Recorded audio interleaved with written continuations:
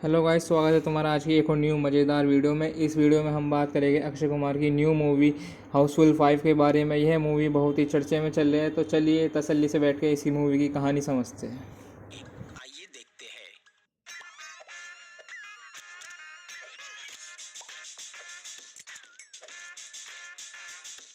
तो कहानी की शुरुआत होती है यूनाइटेड किंगडम के एक बहुत अमीर आदमी रंजीत डोबरियाल से, जिसकी उम्र काफी ज्यादा थी और अब वो 100 साल का होने वाला था।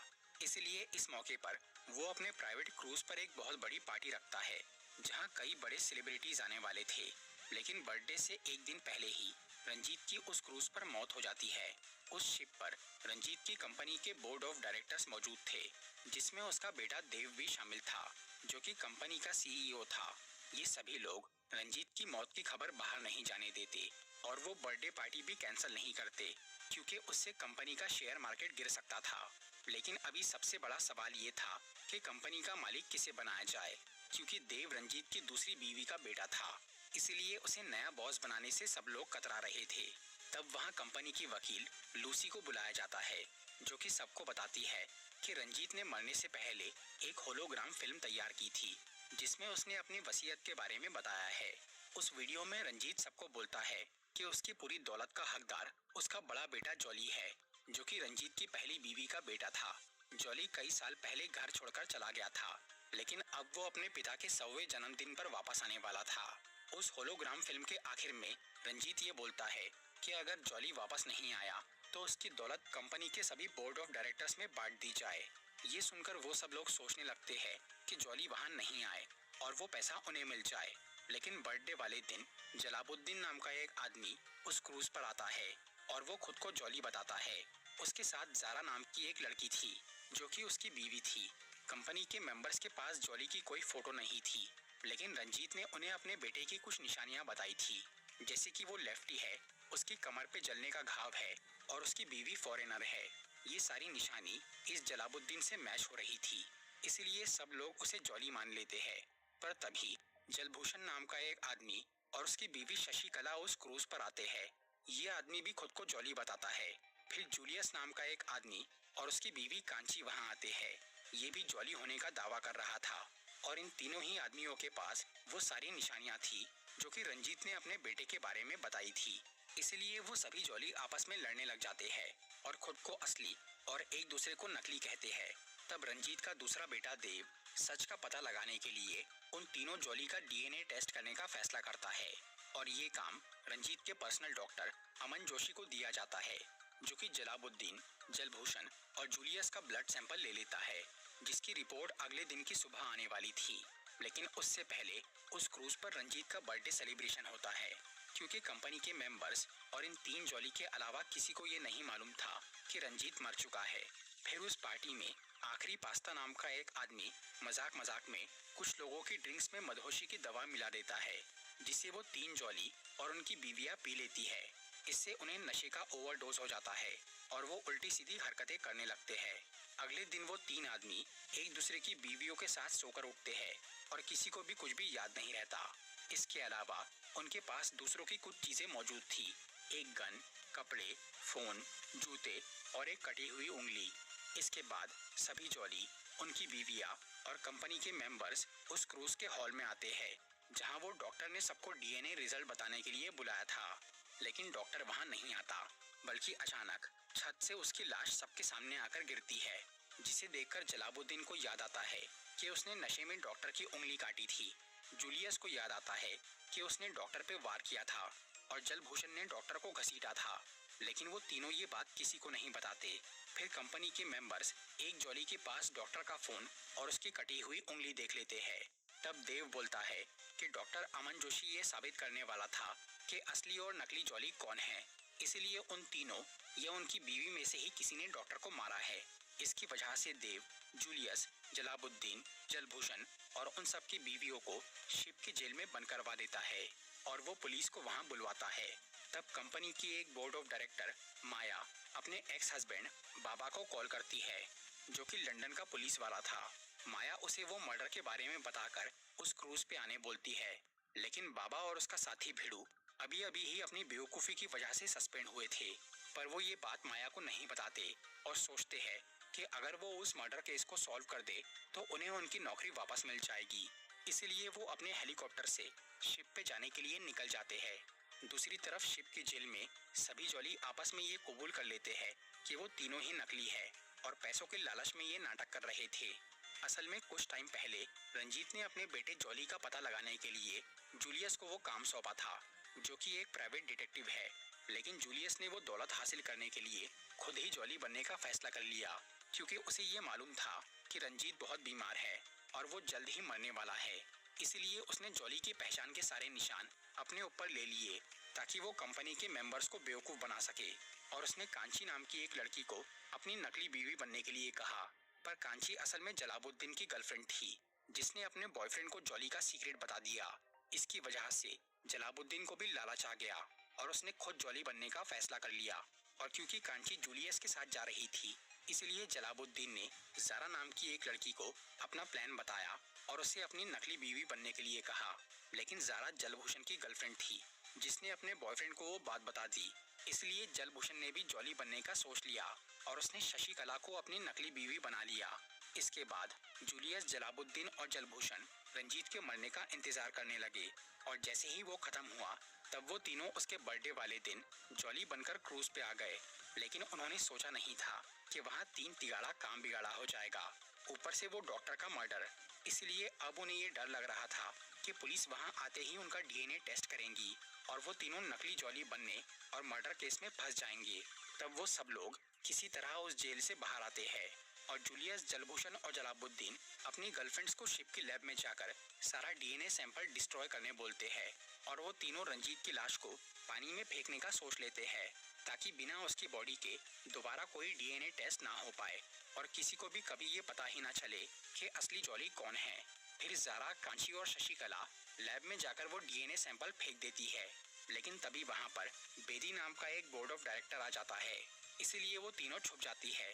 फिर वहाँ उन्हें दिखता है कि बेदी वो डॉक्टर की लाश से कुछ छेड़छाड़ कर रहा है, जिसका वो वीडियो बना लेते हैं और उन तीनों को ये यकीन हो जाता है कि बेदी ही उस डॉक्टर का किलर है। उधर जूलियस, जलभूषण और जलालुद्दीन रंजीत के कमरे में जाकर उसकी लाश उठाते हैं और उसे समुंदर में फेंकने की कोशिश करते हैं, लेकिन इसमें उन्हें बहुत प्रॉब्लम होती है। इसलिए वो एक कमरे में जाकर अलमारी में वो लाश छुपा देते हैं। तब वहाँ उनकी गर्लफ्रेंड्स आती है और बताती है कि बेदी ही असली कातिल है।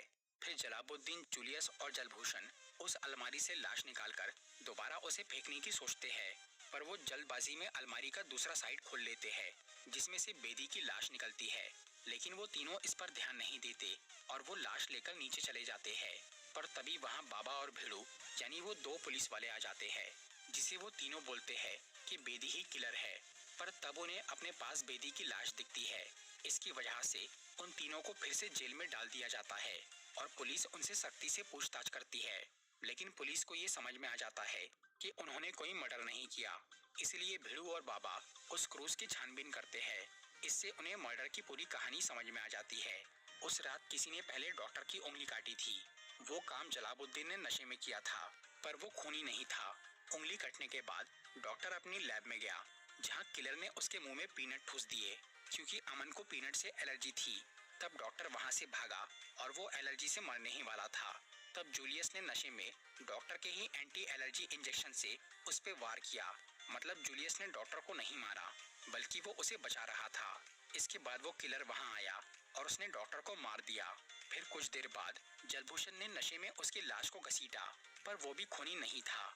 तो पुलिस के हिसाब से असली किलर देव था, जिसने डॉक्टर और बेदी को मारा। देव के जूते में सीसीटीवी रूम की एक चिप लगी थी, क्योंकि उसने मर्डर के बाद सीसीटीवी रूम में जाकर वहां तोड़फोड़ की थी। इसके अलावा पुलिस को बेदी के रूम में देव का सिगार मिला। इससे उन्हें समझ में आया कि बेदी को भी उसी ने मारा है, क्योंकि बेदी ने लाश के पास देव का पेन देख लिया था और वो ये जान गया था कि देव ही किलर है। इन सारे सबूतों की वजह से पुलिस वाले देव को जेल में कैद कर देते हैं, जो कि ये बोलता है कि उसने कुछ नहीं किया और असली खूनी कोई और है। फिर जब रात के वक्त जूलियस उस क्रूज पे घूम रहा था, तब उसे डॉक्टर की मर्डर वाली जगह एक छोटा सा डायमंड मिलता है, जो कि उस ब्रेसलेट का था, जो कि शिप के सभी वीआईपी लोगों को दिया गया था। इससे जूलियस को लगता है कि देव निर्दोष है और वो डायमंड उसी इंसान के ब्रेसलेट का होगा जिसने सच में खून किया है। इसीलिए वो एक पार्टी के दौरान क्रूज के सभी लोगों का ब्रेसलेट चेक करता है। तब उसे दिखता है कि शिप के कैप्टन समीर के ब्रेसलेट से एक डायमंड गायब है। और तब जूलियस समीर के कमरे में जाकर देखता है तो वहाँ उसे उसके कपड़ों पर खून लगा हुआ दिखता है। इससे जूलियस को लगता है कि कैप्टन ही असली खूनी है। इसलिए वो ये बात बाबा और भिड़ू को बता देता है, जो कि कैप्टन को पकड़ के उससे पूछताछ करते हैं। पर तभी अचानक शिप की लाइट चली जाती है।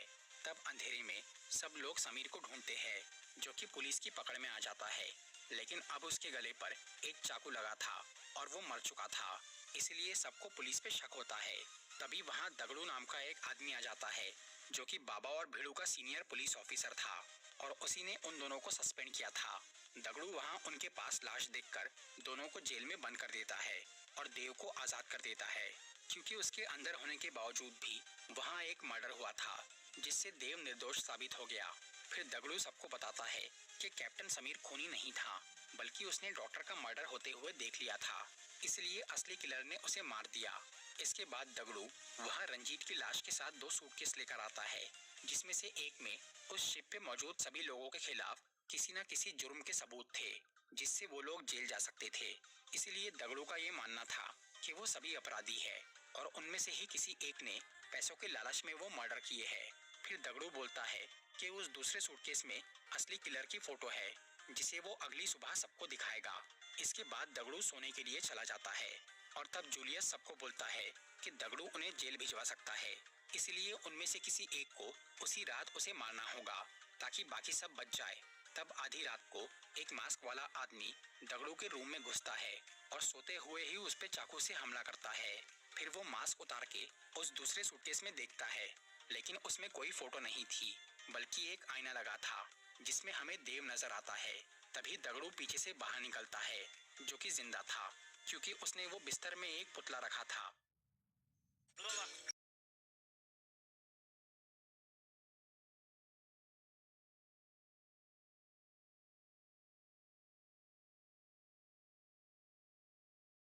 हेलो गाइस, अगर तुम्हें यहाँ तक वीडियो बिल्कुल अच्छे से समझ में आई तो चैनल को सब्सक्राइब और वीडियो को लाइक कर दीजिए। अभी हम दोबारा इसे कंटिन्यू करते हैं, चलिए।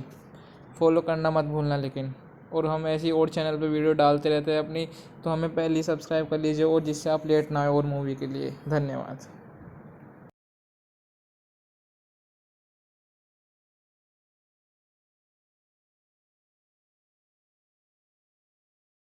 पुतला रखा था। ये देखकर देव दंग रह जाता है और दगड़ू को बोलता है कि वो खूनी नहीं है, वो उसे सिर्फ इसलिए मारने आया था ताकि वो अपने पुराने क्राइम का सबूत मिटा सके। और असली किलर जूलियस है, क्योंकि उसी ने सबको दगड़ू को मारने के लिए उकसाया था। तब उसी रूम से जूलियस बाहर निकलता है और वो देव को बोलता है कि दगड़ू ने ही उसे सबको उकसाने बोला था ताकि असली खूनी सामने आ जाए, क्योंकि उसी में ये काम करने की हिम्मत होगी। लेकिन फिर भी देव खुद को बेकसूर बोलता है। तभी अचानक उसके पीछे एक और मास्क वाला इंसान आता है, जो कि देव पे हमला करके वहां से भाग जाता है।